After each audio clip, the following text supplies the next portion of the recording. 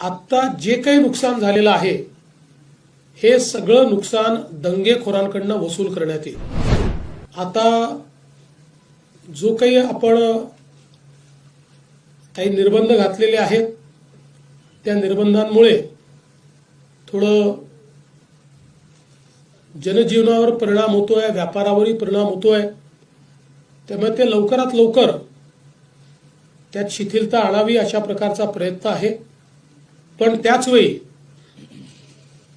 Police सजग राहणार आहेत आणि कोणीही दंगा करण्याचा प्रयत्न केला तरी देखील अतिशय कडक कारवाई केली जाईल।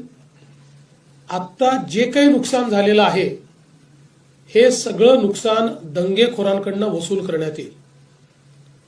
त्याची सगळी किंमत काढली जाईल आणि ते दंगेखोरांकडनं वसूल केलं जाईल आणि दंगेखोरांनी ते पैसे भरले नाहीत तर त्यांची प्रॉपर्टी